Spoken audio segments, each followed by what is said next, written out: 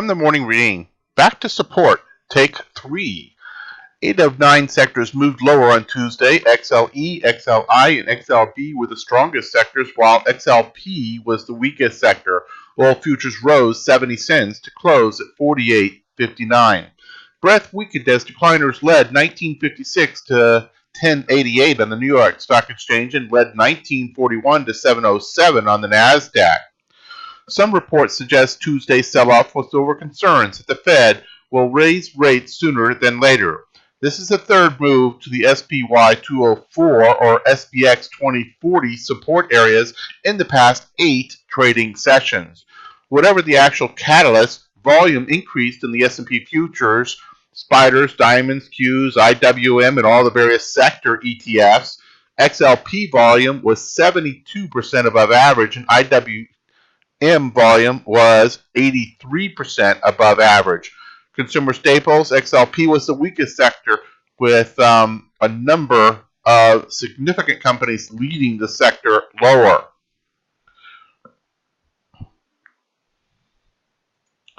Hello, this is Stephen Harris, a head trader from Falcon Global, where we model best practices for investors, traders, and day traders from entry to exit every trading day. In this daily video, I'll provide my opinion and insights of current market trends, market timing, volatility, and hedge risk levels for the upcoming day for the key U.S. financial markets. It is 5:17 a.m. Central Time, and I'm recording this in preparation for the market day of May the 18th, 2016.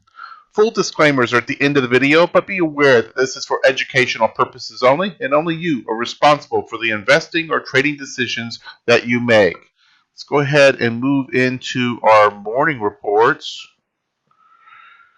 And pretty much a nondescript evening on all 4 of the U.S. broad market indices last night were basically wrapped around scratch. Nothing of note at the time of this cut. Crude oil, though, was up about 1.28%. Euro is down about 0.5%. Bonds are down about 0.25%, and gold is down about 0.33%. And overseas action, a little bit more significant, all down. China down 1.27%, Hong Kong down about 1.5%, Japan down just below scratch, Germany down about 0.25%, and United Kingdom down about 0.33%. In terms of U.S.-focused macroeconomic reports of note for today, we have crude oil inventories on the weekly inventory report and FOMC meeting minutes. In terms of looking forward towards tomorrow for the U.S., we have the Philly Fed Manufacturing Index and also the weekly version of the unemployment claims. And the FOMC member Dudley will be speaking. You have the natural gas storage report, and that should pretty much take care of that. In terms of current volatility conditions, conditions have been increasing, and we do have a short-term VIX now up over a 15, though the skew is still benign. IV percentile for the S&P is a very, very low 16, though this has been increasing in recent days. So it's not as low as it was in single digits just a few sessions ago. The Russell's up to a 21, the NASDAQ a 15, and the Dow a 13. In terms of actual price volatility, you take a look at the last 6 trading sessions here, and you see we've had 5 of the 6 trading sessions have had at least a 1 standard deviation move on the S&P.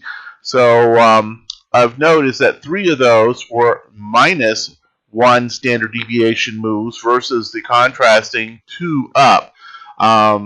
There's quite a bit of action here in recent days, and ultimately, as one of the authors in the morning reading mentioned, we haven't actually achieved anything for either the bulls or the bears, and we're actually back down to the same support area for the 3rd time in the last 8 trading sessions. Let's go ahead and go to those graphs. And we'll see here, you look at the S&P futures, and even with overnight last night, this general area of support around the 2040 area, you have 1, 2, 3, 4, certainly 4 recent sessions, and then you go back here and you have another 3 easy that you could count. And this is all building on top of what was about 5 or 6 sessions back here in early April. This area has proven to be a very, very important area of support. And there's a reason for this now. This is now the neckline of a head and shoulders pattern. And this head and shoulders pattern, if it breaks that neckline, the measured move would be expected to bring this down to approximately 19,050 area, basically right into this area right here. Now, along the way, we would likely see a little bit of a bounce here around the 2012 area using the E-mini futures chart. Also around this 1970-ish area, 75. Likely to see something of a bit of support there. But bottom line is, these are the kinds of setups that sometimes lead to 100-point drops in a hurry. So that does not invoke until we fire through this neckline. We need a confirmed close below this area of support. And you see just how important that area of support has been to the bulls with all these touches in recent trading action. But if it does break through, we could see that invoke in a pretty violent way. So that's the potential that's lurking out there. And don't you know that many of these institutions and others that are trying to support this area are well aware of that. Let's go ahead and take a look at the Dow futures. Very much the same situation over here. Likely would see the Dow drop down to approximately 16,500. We'll get more defined and sharper on that if we actually break through. NASDAQ futures, of course, they've been relatively weaker, though we've been holding up an area of support and chopping around here inside the cloud. I wouldn't be surprised to see NASDAQ futures go back to the February low area around 3,900 and change if that were to break down in the broad market. So you see, this is not an insignificant setup. The head and shoulders pattern is a bearish chart pattern, and from a probability standpoint, it's one of the most reliable. From a probability standpoint, one of the most reliable chart patterns. So it's definitely going to be something that people are going to be watching, and should it break, there'll be an enormous amount of piling on to take advantage of the odds that move could play out for those that can go short. And let's go ahead and take a look at the Russell futures. And you see Russell also coming into this just super important area of support. I mean, everybody's basically walked up to the edge of the cliff and is peering over it like you're at the rim of the Grand Canyon. And, the next step is a pretty significant step. If you wish to go down into the canyon, you've got to pick your way, or it can get quite perilous in a hurry. And let's go ahead and look at bonds and see what that's telling us. Bonds would seem to say that we're stepping back from the cliff so far.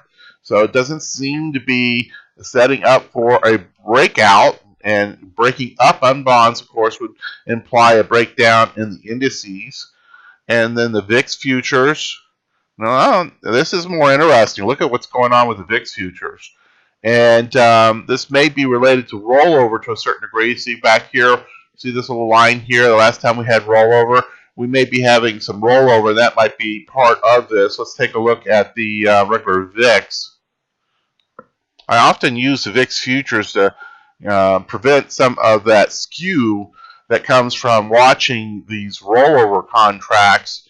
So we're not seeing this. Of course, the market's not yet open for the VIX, but through yesterday's closing action on the regular cash market, there wasn't anything with the volatility futures that would lead us to think that a breakout was imminent. Now it's kind of up against the resistance area, much like the indices are down to support, but it doesn't seem to have given us a clue that it is breaking out of yet. So we'll continue to watch that. And then gold Gold again consolidating in this really messy chop after having broken out a couple times. Continue to wait and stalk that gold move. Now, crude oil, this has been more interesting, and crude oil continues to move up. Look at this. Look at this action. I mean, this one has not been following the market of late, and just going sideways action for several weeks. This one's been making real headway, and is currently trading up, up over 49, and could be heading towards those significant swing highs. Well, really, we're just about there. If you get up over 50, another dollar, we're playing with the swing highs of back in last October before the real big swoon started, and it took crude oil down to the 26 handle. Okay, I think that's probably enough with the charts right now. Let's go ahead and go to the daily report. And conditions continue to deteriorate here. And remember, it's two things that we like to watch here. If you pay attention to what we do on a daily basis, we like to watch, the number of warnings and the importance of some warnings versus others. But it's also the not just the change, but the rate of change. And as these situations deteriorate, just how many warnings are firing from all the various systems that we watch. And we very carefully have crafted a number of different ways at looking at the market. Some of these are mechanical signals. Some of them are, do allow a bit more judgment into their play. But I try to stay as mechanical as possible so that I get objective views of the market. And we get those views from a number of different ways. We look at volatility based, we look at trend based, we look at key ratios, and we look at sentiment. And then, of course, there are the mechanical signals. And under the